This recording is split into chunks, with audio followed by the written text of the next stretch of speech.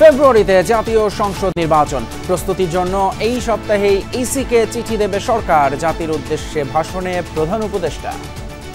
অন্তর্বর্তী সরকারের পক্ষ থেকে আমি প্রধান নির্বাচন কমিশনারের কাছে চিঠি পাঠাব, যেন নির্বাচন কমিশন আগামী রমজানের আগে 2026 সালের ফেব্রুয়ারি মাসে জাতীয় নির্বাচন অনুষ্ঠানের আয়োজন করে। রাষ্ট্রীয় এবং সাংবিধানিক স্বীকৃতি দেয়া হবে গণ অভ্যুত্থানের। জুলাই ঘোষণাপত্রে প্রধান উপদেষ্টা, তারুণ্যের আকাঙ্ক্ষা অনুযায়ী নির্বাচনের মাধ্যমেই গণতন্ত্রে উত্তরণ।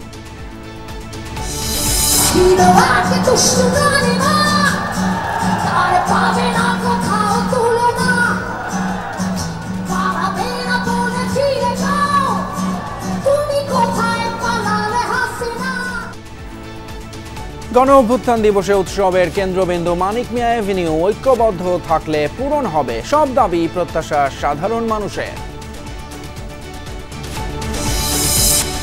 জুলাই ঘোষণাপত্র এবং নির্বাচনের ঘোষণাকে স্বাগত জানালো বিএনপি। ঐক্যমত্যের ভিত্তিতে খুব শিগগিরই সনদ স্বাক্ষরের আশা। বাংলাদেশে যে নির্বাচন অনুষ্ঠান নিয়ে যে একটি দোদুল্যমানতা ছিল বলে অনেকে মনে করছিলেন, তাদের মধ্যে সেই দোদুল্যমানতাটা রইল না। এই ঘোষণার মধ্য দিয়ে রাষ্ট্রে রাজনৈতিক স্থিতিশীলতা আরো বেশি প্রতিষ্ঠিত হবে।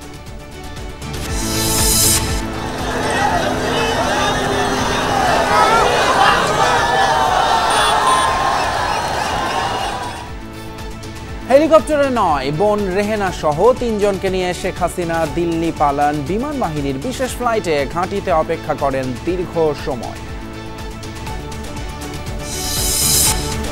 এছাড়াও রাতের বাংলাদেশে আরও থাকছে: 6 এনসিপি নেতার কক্সবাজার ভ্রমণ ঘিরে গুঞ্জন। পিটার হাসের সাথে বৈঠকের খবর উড়িয়ে দিলেন নেতারা। ঢাকায় নয়, হাসের অবস্থান ওয়াশিংটনে, জানালেন প্রেস মিনিস্টার। 2026 সালের ফেব্রুয়ারিতে রমজানের আগেই অনুষ্ঠিত হবে জাতীয় সংসদ নির্বাচন। জাতির উদ্দেশ্যে ভাষণে এই ঘোষণা দিয়ে প্রধান উপদেষ্টা ডক্টর মোহাম্মদ ইউনূস বলেছেন, ইসিকে নির্বাচন আয়োজনে চিঠি দিবে সরকার। প্রবাসীরাও এবার ভোট দেওয়ার সুযোগ পাবেন।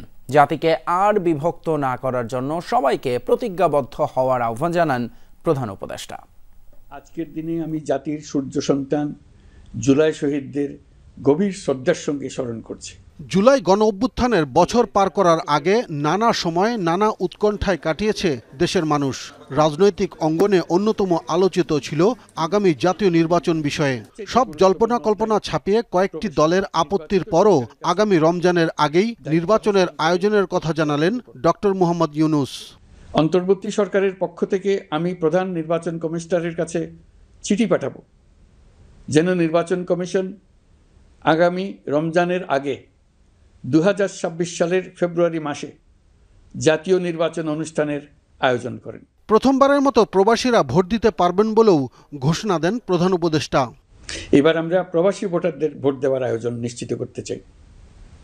অর্থনৈতিক দিক থেকে সম্পূর্ণ বিধ্বস্ত বাংলাদেশ যে আবার দ্রুত ঘুরে দাঁড়াতে পেরেছে, তার বড় কারণ হলো আমাদের রেমিটেন্স যোদ্ধাদের ঐতিহাসিক অবদান। নির্বাচনে তাদের অংশগ্রহণ নিশ্চিত করার জন্য নির্বাচন কমিশন প্রস্তুতি নিচ্ছে। নির্বাচনের দিনকে আমরা ঈদের উৎসবের মতো করতে চাই। এবারের ভোটের আনন্দ থাকবে সবার মধ্যে। আপনারা সবাই বাচ্চা কাচ্চাদের নিয়ে ভোট কেন্দ্রে যাবেন। 5 মাস পরের সম্ভাব্য নির্বাচনকে বানচাল করতে একটি পরাজিত গোষ্ঠী দেশে বিদেশে বসে ষড়যন্ত্র করছে বলে দেশবাসীকে সতর্ক থাকতে বলেন অন্তর্বর্তী সরকার প্রধান। ত্রুটিপূর্ণ নির্বাচনের মধ্য দিয়ে কোনো দল যদি গায়ের জোরে নির্বাচিত হয়ে ক্ষমতায় আসে, তার চূড়ান্ত পরিণতি কী তার জুলাই অভ্যুত্থান আমাদের দেখিয়ে দিয়েছে। একটা গোষ্ঠী নির্বাচনকে বাধাগ্রস্ত করার জন্য উন্মুখ হয়ে আছে। দেশের বাইরে বসে ভেতরে থেকে নানা অপচেষ্টায় লিপ্ত রয়েছে। পরাজিত শক্তি নির্বাচনের আগ পর্যন্ত বারবার মাথাচাড়া দিয়ে ওঠার চেষ্টা করবে, কিন্তু একটি অবাধ, সুষ্ঠু, নিরপেক্ষ নির্বাচন সফলভাবে আয়োজন করা গেলে অপশক্তির পরাজয় চূড়ান্ত হবে। প্রায় 35 মিনিটের ভাষণে সরকারের 1 বছরের নানা কর্মকাণ্ড ও উদ্যোগের কথা জানিয়ে প্রধান উপদেষ্টা গণ অভ্যুত্থান দিবসে সকলকে ঐক্যবদ্ধ থাকার প্রতিজ্ঞার আহ্বান জানান। আসুন আজ জুলাই গণ অভ্যুত্থান দিবসে প্রতিজ্ঞাবদ্ধ হয়ে এই জাতিকে আমরা আর কখনো বিভক্ত হতে দেব না। ফেব্রুয়ারি বেশি দূরে নয়। নির্বাচন নিয়ে প্রস্তুতি নিতে নিতেই ভোটের দিন এসে পড়বে। বহু বছর আমরা কেউ ভোট দিতে পারিনি। এবার আমরা সবাই ভোট দেব, কেউ বাদ যাবে না। সবাই যেন বলতে পারি, নতুন বাংলাদেশ গড়ার পথে দেশকে রওনা করার জন্য আমি আমার ভোটটা দিয়েছিলাম। আব্দুল্লাহ তুহিন, যমুনা নিউজ, ঢাকা। জুলাই গণঅভ্যুত্থান দিবস অবশেষে বহুল কাঙ্ক্ষিত জুলাই ঘোষণাপত্র দিলেন প্রধান উপদেষ্টা ডক্টর মোহাম্মদ ইউনূস। জানালেন, নির্বাচিত সরকার তফসিলের মাধ্যমে ছাত্র গণঅভ্যুত্থানকে দেবে রাষ্ট্রীয় এবং সাংবিধানিক স্বীকৃতি। জুলাই শহীদদের ঘোষণা দিয়েছেন জাতীয় বীর হিসেবে। হতাহতদের পরিবার পাবেন আইনি সুরক্ষা। বিকেলে জাতীয় সংসদ ভবনের দক্ষিণ প্লাজায় জুলাই ঘোষণাপত্রে ডক্টর ইউনূস আরও বলেন, সংস্কার শেষে যুক্তিসঙ্গত সময়ে অবাধ এবং সুষ্ঠু নির্বাচন আয়োজনে সরকার প্রতিশ্রুতিবদ্ধ। আশা, সেই নির্বাচনের মধ্য দিয়েই প্রতিষ্ঠিত হবে তারুণ্যের কাঙ্ক্ষিত গণতন্ত্র। সরকারের মাননীয় প্রধান উপদেষ্টা সকল রাজনৈতিক দলের প্রতিনিধিদের নিয়ে জাতীয় সংসদ ভবনের দক্ষিণ প্লাজায় প্রবেশ করেন অন্তর্বর্তী সরকারের প্রধান উপদেষ্টা ডক্টর মোহাম্মদ ইউনূস। দলের শীর্ষস্থানীয় নেতৃবৃন্দ। জাতীয় সঙ্গীতের মাধ্যমে শুরু হয় জুলাই ঘোষণাপত্রের অনুষ্ঠান। প্রামাণ্য চিত্রে শহীদ মাহমুদুর রহমান সৈকতের পরিবারের গল্পে যেন তুলে ধরা হয় হাজারো শহীদের কথা। এরপর বহুল প্রতীক্ষিত জুলাই ঘোষণাপত্র পাঠ শুরু করেন অন্তর্বর্তী সরকার প্রধান। জাতির যে গুরুত্বপূর্ণ দায়িত্ব পালন করতে আমরা এসেছি। ডক্টর ইউনূস ঘোষণাপত্রের ২৮টি পয়েন্ট জনগণের সামনে উপস্থাপন করেন। আল্লাহর রহমত নিয়ে আমি এই ঘোষণাপত্র পাঠ করব। অন্তর্বর্তী সরকার প্রধান বলেন, ৭২-এর সংবিধানের দুর্বলতার কারণে বিগত সরকার জন আকাঙ্ক্ষা পূরণে ব্যর্থ হয়েছিল। ১৯৭২ সালের সংবিধান প্রণয়ন পদ্ধতি এর কাঠামোগত দুর্বলতা ও অপপ্রয়োগের ফলে স্বাধীনতা পরবর্তী আওয়ামী লীগ সরকার মুক্তিযুদ্ধের জন আকাঙ্ক্ষা পূরণে ব্যর্থ হয়েছিল এবং গণতন্ত্র ও রাষ্ট্রীয় প্রতিষ্ঠানগুলোর কার্যকারিতা ক্ষুণ্ণ করেছিল। ঘোষণাপত্রে বলা হয়, দেশি বিদেশি চক্রান্তে সরকার পরিবর্তনের গণতান্ত্রিক প্রক্রিয়া ব্যাহত হওয়ায় এসেছিল ১১। ষড়যন্ত্রমূলক ব্যবস্থায় শেখ হাসিনার একচ্ছত্র ক্ষমতা, আধিপত্য ও ফ্যাসিবাদের পথ সুগম করা হয়। প্রায় ১৫.৫ বছরের শাসনামলে হাসিনা সরকার চালিয়েছে দুঃশাসন, গুম, খুন আর আইন বহির্ভূত হত্যাকাণ্ড। ১১ মতো ষড়যন্ত্রমূলক ব্যবস্থার মাধ্যমে বাংলাদেশে শেখ হাসিনার একচ্ছত্র ক্ষমতা, আধিপত্য এবং ফেসিবাদের পথ সুগম করা হয়। সর্বস্তরের জনগণ গত প্রায় ১৬ বছর যাবৎ নিরন্তর গণতান্ত্রিক সংগ্রাম করে জেল জুলুম, হামলা মামলা, গুম খুন ও বিচার বহির্ভূত হত্যাকাণ্ডের শিকার হয়। অবৈধভাবে ক্ষমতা দখলে রাখতে আওয়ামী লীগ সরকার ৩টি প্রহসনের নির্বাচনে মানুষকে ভোটাধিকার বঞ্চিত করে। সে ধারা পরিবর্তন করে সব রাষ্ট্রীয় ও সাংবিধানিক প্রতিষ্ঠানের গণতান্ত্রিক সংস্কারের কথা বলা হয়। সেই সাথে করা হবে রাষ্ট্রীয় সম্পদ লুণ্ঠনের উপযুক্ত বিচার।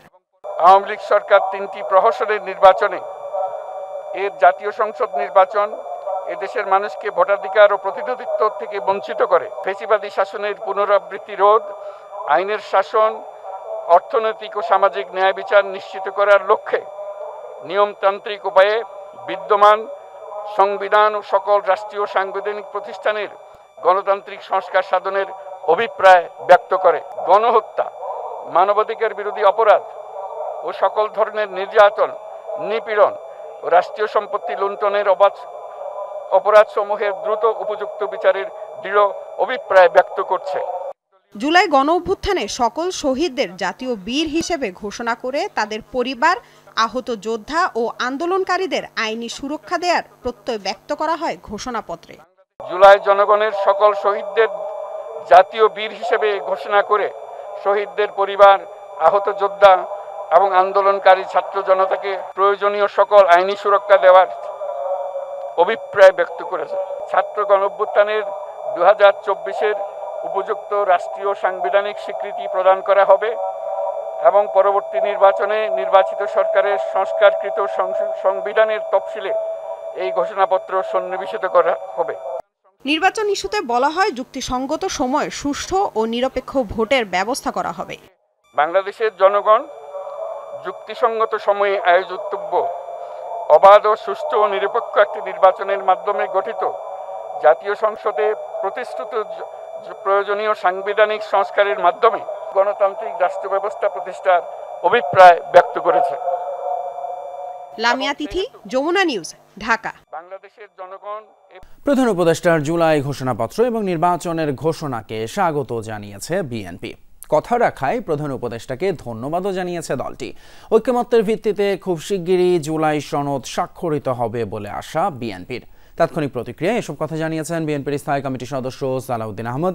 আগামী নির্বাচন সুষ্ঠু, অবাধ এবং বিশ্বের মধ্যে প্রশংসিত হবে, আর এই ঘোষণার মাধ্যমে রাজনৈতিক স্থিতিশীলতা আসবে, ব্যবসা বাণিজ্য ও বিনিয়োগেও অনিশ্চয়তা কেটে যাবে বলে মত বিএনপি নেতাদের। আমরা মনে করি এই ঘোষণার মধ্য দিয়ে রাষ্ট্রে রাজনৈতিক স্থিতিশীলতা আরো বেশি প্রতিষ্ঠিত হবে এবং কোনো রকমের কোনো অনিশ্চিত পরিবেশ বা ব্যবসা বাণিজ্য বিনিয়োগে আর থাকবে না, সবকিছুই সচল হবে এবং গতিশীলতা পাবে। এর মধ্য দিয়ে বাংলাদেশে যে নির্বাচন অনুষ্ঠান নিয়ে যে একটি দুদুল্যমানতা ছিল বলে অনেকে মনে করছিলেন, তাদের মধ্যে সেই দুদুল্যমানতাটা রইল না। উনি যে আমাদের চেয়ারম্যান সাহেবকে যে কথা দিয়েছিলেন, উনি সেই অনুপাতেই নির্বাচনের ঘোষণা দিয়েছে। এই জন্য আমরা খুশি, ভালো, আমরা খুশি যে আলোচনা হয়েছে, এটা যুক্তিসঙ্গত একটা সিদ্ধান্ত, সেজন্য আমরা ধন্যবাদ জানাচ্ছি। অন্যদিকে জুলাই ঘোষণাপত্র নিয়ে মিশ্র প্রতিক্রিয়া জানিয়েছে বিভিন্ন রাজনৈতিক দল। হতাশাজনক আখ্যা দিয়েছে জামায়াত ইসলামী। দু একটি দলকে খুশি করতেই এই ঘোষণাপত্র বলে প্রতিক্রিয়া জানিয়েছে এবি পার্টি। আর গণ অধিকার পরিষদের পক্ষ থেকে বলা হয়, যা প্রস্তাব করা হয়েছিল তার বেশিরভাগই ঘোষণাপত্রে আসেনি। পরবর্তী পর্যায়ে নির্বাচনকে কেন্দ্র করে যে ডেভেলপমেন্ট হয়েছে সেইটা এটার সাথে যুক্ত করা হয়েছে, এই অ্যাসপিরেশনটা নতুন। আমরা হয়তো যেভাবে চেয়েছিলাম আমাদের মতো করে অনেকখানি ঘোষণাপত্রে উদ্ধৃত হয় নাই, তারপরেও দেশ এবং জাতির বৃহত্তর স্বার্থে আমরা সেটাকে ওয়েলকাম জানাই। জুলাই ঘোষণাটি জুলাই যোদ্ধাদের এবং বিগত ফ্যাসিবাদী আমলের যারা নির্যাতিত নিপীড়িত তাদের সকলের একটি স্বপ্ন পূরণের অন্যতম মাইল ফলক। ঘোষণাপত্র যতটুকু শুনেছি ততটুকু মনে হয়েছে মোটামুটি ভাবে সবার কাছে এটা একটা গ্রহণযোগ্য একটা ঘোষণাপত্র হবে। জাতির বৃহত্তর স্বার্থে আজকের এই ঘোষণাপত্রের মাধ্যমে দেশ এবং জাতির জন্য একটা কল্যাণকর রাষ্ট্র গঠনে আমরা দেশবাসী উপকৃত হবে। রাজনৈতিক দলগুলোর সাথে সংলাপ করে যে যে বিষয়গুলোতে ঐক্যমত্যে পৌঁছেছেন ওই জায়গাগুলোর আদলে ওইভাবে জুলাই সনদ ঘোষিত হবে বলে আমরা আশাবাদী। আমরা মনে করি এটা যদি আমাদেরকে আগে দেওয়া হতো, আমাদেরকে যদি এই বিষয় নিয়ে আলোচনা করা হতো, হয়তো জাতি আরো বিশেষ যেগুলো বাদ পড়েছে এগুলো আরো সম্পৃক্ত করার সুযোগ হতো। এটা একটা রচনার মতো হয়েছে, এই জন্য আমরা মনে করি এতে জাতি হতাশ। শাপলা চত্বরে এক রাত্রে 1,54,000 গুলি চালানো হয়েছে। আলেম ওলামায়ে কেরাম হাজার হাজার জীবন দিয়েছেন এই পেশিবাদের বিরুদ্ধে আন্দোলন করতে যায়, সেই কথাটা এখানে থাকা দরকার ছিল। মানিক মিয়া এভিনিউতে প্রধান উপদেষ্টা ডক্টর ইউনূসের যে জুলাই ঘোষণাপত্র তার মধ্যেই থেমে থাকতে চান না সাধারণ মানুষ। তারা চান এই ঘোষণাপত্র অনুযায়ী বাংলাদেশকে সামনে এগিয়ে নিতে। তবে নির্বাচনের আগে এই ছাত্র গণ অভ্যুত্থানকে সাংবিধানিক স্বীকৃতি দেওয়ার আইনি ভিত্তি চান সাধারণ মানুষ।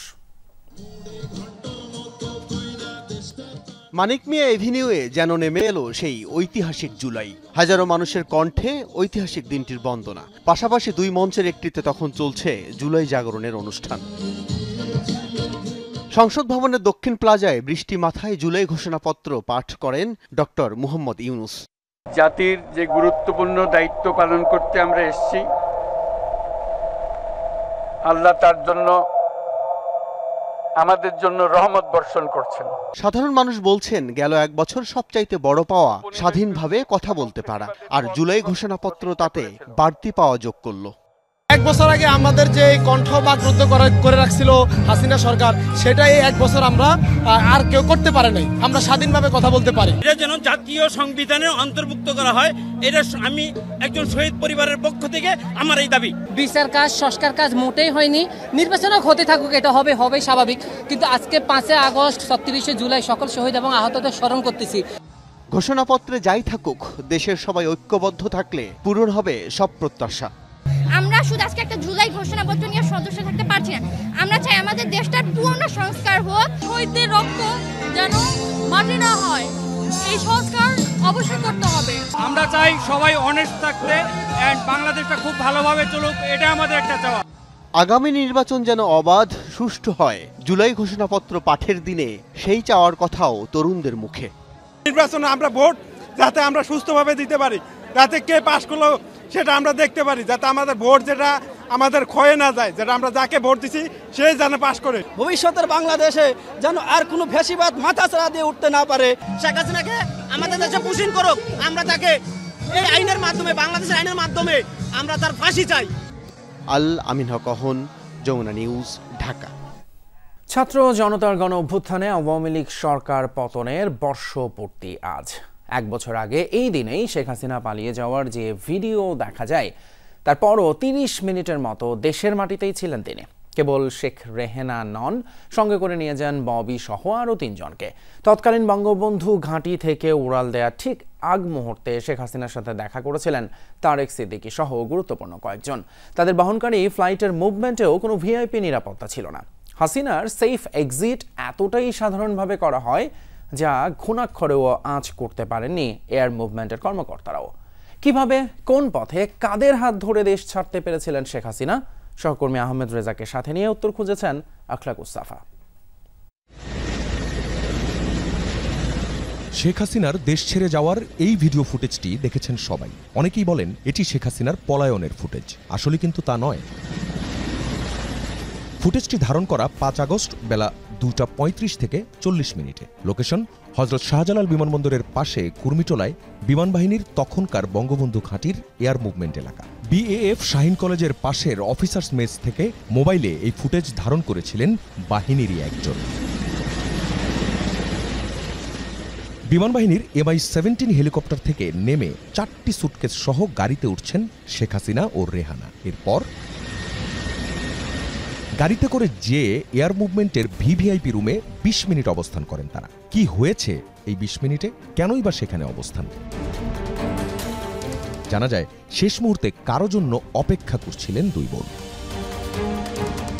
এরই মধ্যে এয়ার মুভমেন্ট এলাকায় একে একে 4টি গাড়ি প্রবেশ করতে দেখা যায়। প্রথম গাড়িটিতে ছিলেন শেখ হাসিনার সামরিক উপদেষ্টা তারেক সিদ্দিক। নিজের পরিচয় দিয়ে গাড়িবহর সহ ঢোকেন এয়ার মুভমেন্টের ভিভিআইপি জোনে। মূলত আরো 3 জনের জন্যই ছিল হাসিনা রেহানার সে অপেক্ষা। রেহানার ছেলে ববি সহ আরো 2 জন ছিলেন তারিক সিদ্দিকের ওই গাড়িবহরে। ততক্ষণে স্ট্যান্ড বাই বিমান বাহিনীর C-130 জুলিয়েট হারকিউলিস। তখন গণভবনে ঢুকে পড়েছে বিক্ষুব্ধ ছাত্র জনতার ঢল।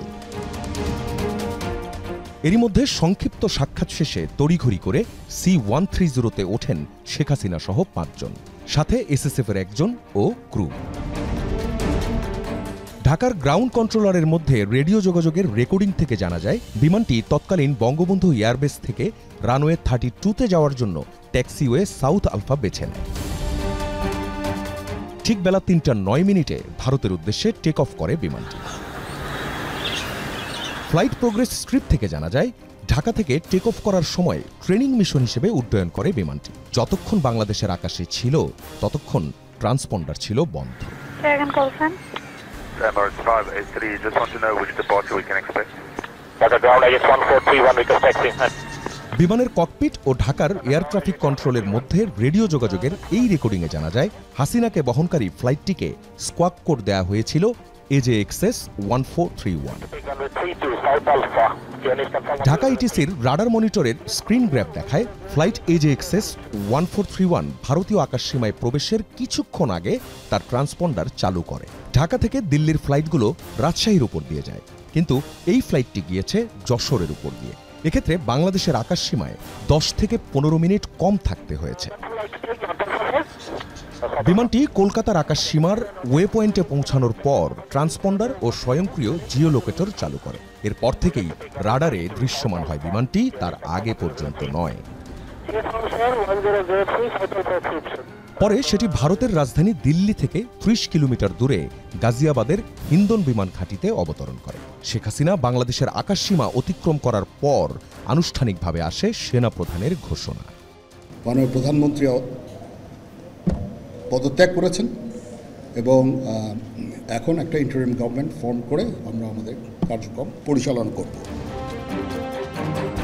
তারও আগে দুপুর 2:30টায় এসএসএফ সদস্যরা গণভবন থেকে শেখ হাসিনা ও রেহানাকে চীন মৈত্রী সম্মেলন কেন্দ্রের পাশের এই জায়গাটিতে নিয়ে যায়। সেখানে ইটের স্তূপের পাশে অপেক্ষায় ছিল বিমানবাহিনীর MI-17 হেলিকপ্টারটি। 5 আগস্ট ভোর, গণভবনকে কেন্দ্র করে সর্বোচ্চ নিরাপত্তা। পুরো এলাকায় শুনশান নীরবতা। ব্রডব্যান্ড, মোবাইল ডাটা ভোর থেকে হঠাৎই পাওয়া যাচ্ছিল না কোনো কানেকশন। ওদিকে সকাল থেকে লং মার্চ টু ঢাকা পালনে জনতার ঢল ঢাকামুখী মহাসড়কে।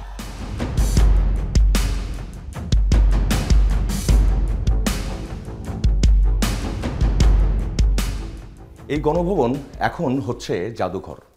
2024-এর 5 আগস্ট সকাল অনেক ভোরে ফজরের নামাজ পড়ে শেখ হাসিনা একটি চায়ের কাপ হাতে গণভবনের অফিস কক্ষে বসেন এবং সেখান থেকে পুলিশ বাহিনীতে থাকা তার যে আস্থাভাজনরা আছেন তাদেরকে তিনি টেলিফোন করেন। আমরা এরই মধ্যে জানি কারা ছিলেন তার আস্থাভাজন। এবং তখন তারা শেখ হাসিনাকে যে বার্তাটি দেন, তারা বলেন কড়া নিরাপত্তায় ঢেকে ফেলা হয়েছে পুরো গণভবন এলাকা এবং কেউ ঢুকতেই পারবে না এই গণভবনে, এমনকি একটি পিঁপড়াও না।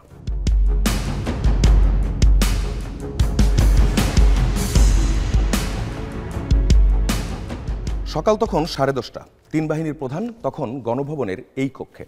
তারা শেখ হাসিনাকে জানান পরিস্থিতি নিয়ন্ত্রণের বাইরে। উল্টো তাদের উপরই ক্ষেপে যান শেখ হাসিনা এবং তাদেরকে ভৎসনা করেন। এরপর বাহিনী প্রধানরা বলেন বহু মানুষ মারা যাবে, কারণ কোনোভাবেই গণভবনের দিকে আসা জনস্রোত আর ঠেকানো যাবে না। তারপর শেখ হাসিনা আবারও দ্বারস্থ হন পুলিশের।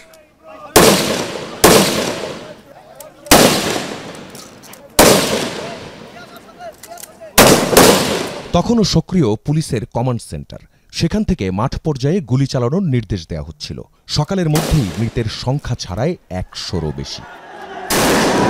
সেখান থেকে মাঠ পর্যায়ে গুলি চালানোর নির্দেশ দেওয়া হচ্ছিল। সকালের মধ্যেই মৃতের সংখ্যা ছাড়ায় 100-রও বেশি। চানখারপুল, যাত্রাবাড়ি, আশুলিয়া, সাভার, উত্তরায় চলে নির্বিচারে মানুষ হত্যা। পরিস্থিতি একা আর সামাল দিতে পারেনি পুলিশ। বেলা 11টা থেকে 11:30টার মধ্যে শীর্ষ কর্মকর্তারা শেখ হাসিনাকে জানান জনস্রোত গণভবনে ঢুকতে আর 1 থেকে 2 ঘন্টার ব্যাপার। শেখ হাসিনার সামনে তখন একটাই পথ, পদত্যাগ। সেনাপ্রধানের এই প্রস্তাব প্রত্যাখ্যান করেন তিনি। তারপর 3 বাহিনী প্রধান শেখ রেহানাকে পাশের একটি রুমে নিয়ে যান এবং সেখানে গিয়ে তাকে বোঝানোর চেষ্টা করেন। শেখ রেহানা শেখ হাসিনাকে বোঝানোর চেষ্টা করে ব্যর্থ হন। তারপর 3 বাহিনী প্রধান ফোন করেন সজীব ওয়াজেদ জয়ের কাছে। জয় তার মাকে বিষয়টা বোঝাতে সক্ষম হন এবং এরপর শেখ হাসিনার আবদার তিনি ধানমন্ডি 32 নম্বর এবং টুঙ্গিপাড়ায় বঙ্গবন্ধুর সমাধিতে শ্রদ্ধা জানাতে যাবেন, কিন্তু তাতে ঝুঁকি আরও বাড়বে বলে সেটিও প্রত্যাখ্যান করা হয়। এরপর তিনি সংক্ষিপ্ত একটি ভাষণ দিতে চাইলেন, যেটি জাতির উদ্দেশ্যে ভাষণ। সেই ভাষণও প্রত্যাখ্যান করা হয়, কারণ তখন তাকে জানানো হয় গণভবনের দিকে আসা যে জনস্রোত তা আর মাত্র 45 থেকে 50 মিনিটের দূরত্বে। গণভবনে 2 ঘন্টার সেই উত্তপ্ত বিতর্কের পর শেষমেশ দুপুর 12:30টার কিছু পর পদত্যাগপত্রে স্বাক্ষর করেন শেখ হাসিনা।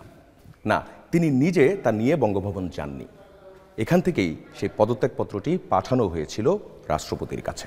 প্রধানমন্ত্রীর পদত্যাগ ও বৈষম্য বিরোধী ছাত্র আন্দোলনে সৃষ্ট পরিস্থিতিতে আজ বঙ্গভবনের 3 বাহিনীর প্রধান এবং বিভিন্ন রাজনৈতিক দলের নেতৃবৃন্দ, সুশীল সমাজের প্রতিনিধি ও বৈষম্য বিরোধী ছাত্র আন্দোলনের কয়েকজন সমন্বয়কদের সাথে আলোচনা হয়। যদিও 3 আগস্ট সেনাবাহিনীর অবস্থান ও 4 আগস্ট কূটনীতিকদের বিশেষ ব্রিফিংয়ে শেখ হাসিনা পতনের আঁচ পাওয়া যাচ্ছিল।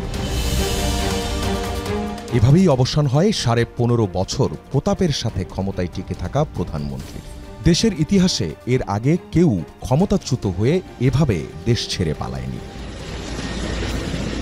আখলাকুস সাফা, যমুনা নিউজ, ঢাকা। 2024 সালের 5ই আগস্ট বাংলাদেশে যা ঘটেছে এটি শুধু দেশেরই নয়, বিশ্বের ইতিহাসেও নজিরবিহীন।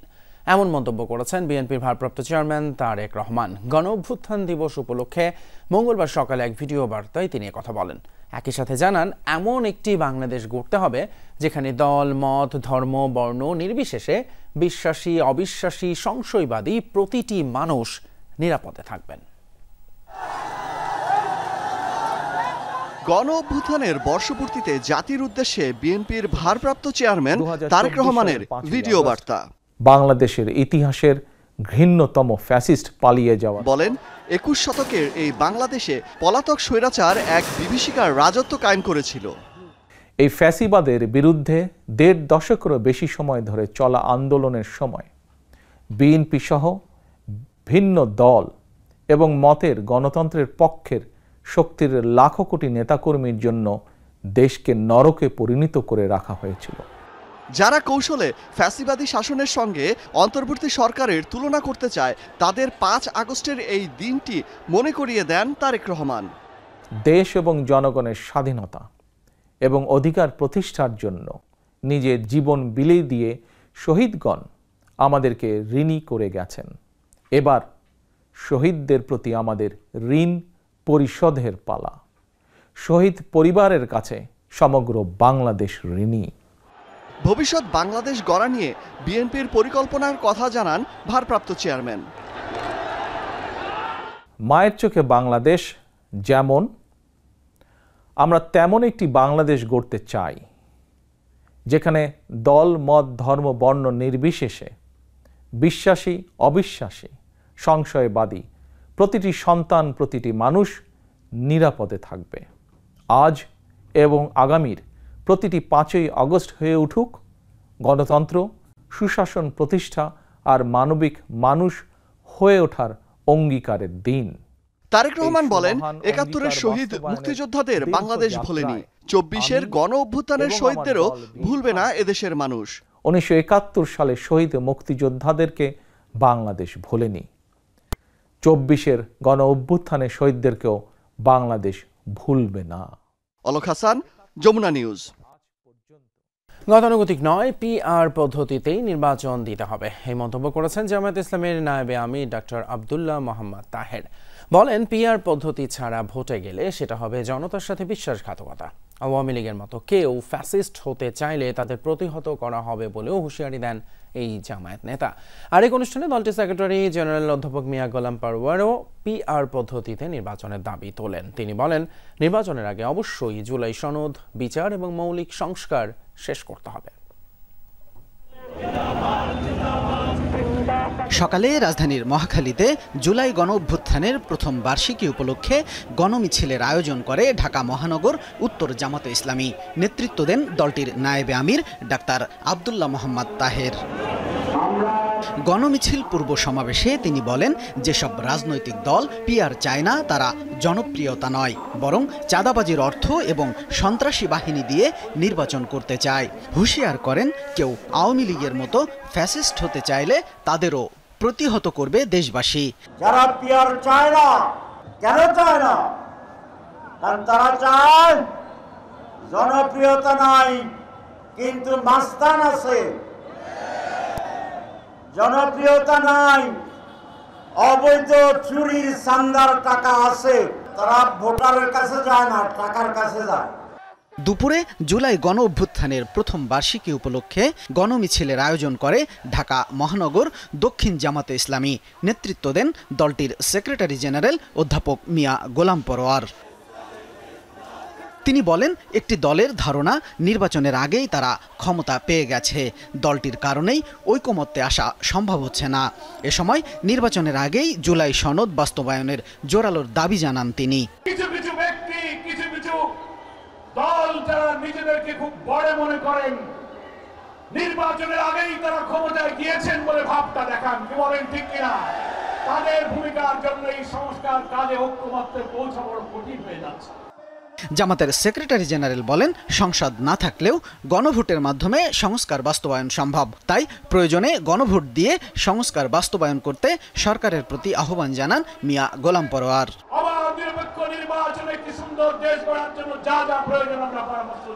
শামীম রেজা, যমুনা নিউজ, ঢাকা। রাতে বাংলাদেশে এবার নেব আরেকটা ছোট্ট বিরতি। আমাদের সাথে থাকুন, একটু পরেই ফিরছি।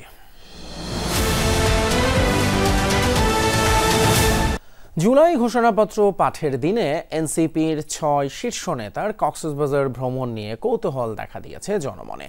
মঙ্গলবার বাংলাদেশ বিমানের নিয়মিত ফ্লাইটে বেলা 11:30টায় কক্সবাজারে অবতরণ করেন তারা। এরপর ওঠেন কক্সবাজারের ইনানি সি বিচের একটি অভিজাত হোটেলে।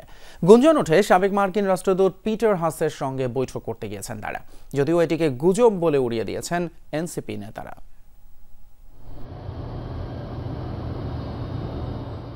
জুলাই গণঅভ্যুত্থানের বর্ষপূর্তিতে বর্ণিল আয়োজন রাজধানীতে। ঠিক সেদিনই কক্সবাজার সফরে জাতীয় নাগরিক পার্টি এনসিপির কেন্দ্রীয় 6 নেতা। কক্সবাজারের ইনানিতে একটি 5 তারকা হোটেলে ওঠেন তারা। এনসিপির দক্ষিণাঞ্চল ও উত্তরাঞ্চলের মুখ্য সংগঠক হাসনাত আবদুল্লাহ, সার্জিস আলম, যুগ্ম আহ্বায়ক ডাক্তার তাসনিম জারা ও নাসির উদ্দিন পাটোয়ারি, খালিদ সাইফুল্লাহ ও সদস্য আয়েশা খানম সেখানে যান। নির্ধারিত কোনো গাড়ির পরিবর্তে বিমানবন্দর পার্কিং এলাকা থেকে একটি মাইক্রোবাস ভাড়া করে এনসিপির 6 নেতা মেরিন ড্রাইভ দিয়ে ইনানির হোটেলে ওঠেন। আমি এদেরকে সিপালে লামা দিয়ে যাচ্ছি, সাজিদ আলম আর হাসনা আব্দুল্লাহ, নাসিরুদ্দিন পাটোয়ারি আর দুজনের নাম আমি জানি না, বুঝছেন? এরা 5 জন, মহিলা 2 জন। এদেরকে ভাড়া দিয়ে আমি চলে যাচ্ছি 11টার দিকে। বিভিন্ন সামাজিক মাধ্যমে গুঞ্জন ছড়িয়ে পড়ে সাবেক রাষ্ট্রদূত পিটার হাসের সঙ্গে বৈঠক করতে পর্যটন নগরীতে গেছেন এনসিপির নেতারা, যদিও পরে বিষয়টিকে গুজব ও প্রোপাগান্ডা বলে যমুনা টেলিভিশনকে জানান দলটির যুগ্ম আহ্বায়ক নাসির উদ্দিন পাটোয়ারি। এটা গুজব, আমরা ঘুরতে আসছি, আর হলো পিটার হাসের সাথে এটা প্রোপাগান্ডা, আমরা এই বিষয়ে কিছুই জানি না। বৈঠকের কথা চাউর হলে হোটেলে মার্কিন সাবেক রাষ্ট্রদূত ছিলেন না বলে জানিয়েছে কর্তৃপক্ষ। আমাদের হোটেলে আজকে পিটার হাস তো নয়, কোনো বিদেশি অতিথি আমাদের হোটেলে নাই। বৈঠকের খবর অসত্য হয়ে থাকলেও বিষয়টি নিয়ে প্রশ্ন জেগেছে সাধারণের মনে। গণঅভ্যুত্থানের বর্ষপূর্তির অনুষ্ঠানে যোগ দেওয়ার পরিবর্তে কেন কক্সবাজারে ঘুরতে গেলেন এনসিপি নেতারা? তাদের বৈঠকের গুঞ্জনে হোটেলের সামনে জড়ো হয়ে বিক্ষোভ করেন কিছু স্থানীয় মানুষ। আহমেদ রেজা, যমুনা নিউজ, ঢাকা। নিজের ভেরিফাইড ফেসবুক অ্যাকাউন্ট থেকে এক পোস্টে যুক্তরাষ্ট্রে বাংলাদেশ দূতাবাসের প্রেস উইং মিনিস্টার গোলাম মর্তুজা জানিয়েছেন পিটার হাস ওয়াশিংটনে অবস্থান করছেন। প্রেস উইংয়ের দাবি, শুক্রবার ইউএস বাংলাদেশ বিজনেস কাউন্সিল বাংলাদেশের 2 জন উপদেষ্টা, সরকারি কর্মকর্তা এবং যুক্তরাষ্ট্র ব্যবসায়ীদের সঙ্গে এক বিশেষ আলোচনার আয়োজন করেছিল। আলোচনা এবং মধ্যাহ্ন ভোজন শেষে কর্তৃপক্ষ ছবি তোলার জন্য সবাইকে নিয়ে ছাদে যায়। ওয়াশিংটন ডিসির ইউএস চেম্বার অব কমার্স বিল্ডিংয়ের ছাদে বাংলাদেশি ডেলিগেটদের ছবি তুলে দেন স্বয়ং পিটার হাস, আর সেই ছবি শেয়ার করে ঘটনাটি তুলে ধরেন প্রেস মিনিস্টার। আরেকবার স্বাগত, দেখছেন রাতের বাংলাদেশ। আন্তর্জাতিকে নজর দেবে এবার পুরো গাজা দখলের সিদ্ধান্ত ইসরায়েলি প্রধানমন্ত্রী বেনিয়ামিন নেতানিয়াহুর। তেল আবিবের বিভিন্ন সংবাদ মাধ্যমে উঠে এসেছে এই তথ্য। বলা হচ্ছে চলতি সপ্তাহেই মন্ত্রিসভায় উপত্যকা পুরোপুরি দখলের ঘোষণা দিতে যাচ্ছেন ইসরায়েলি প্রধানমন্ত্রী। প্রতিবেদনে আরও দাবি করা হয়েছে ইসরায়েলি জিম্মিদের জীবন ঝুঁকিতে ফেলে এই সিদ্ধান্ত নেওয়া হয়েছে। লক্ষ্য বাস্তবায়নে গাজায় সামরিক অভিযান আরও সম্প্রসারিত করার নির্দেশ দেওয়া হবে বলেও জানানো হয়েছে। গাজা দখলের পরিকল্পনার স্পষ্ট বিরোধিতা করেছে ইসরায়েলের সামরিক বাহিনী আইডিএফ এর বড় একটি অংশ। নিন্দা জানিয়েছে ফিলিস্তিনের পররাষ্ট্র মন্ত্রণালয়।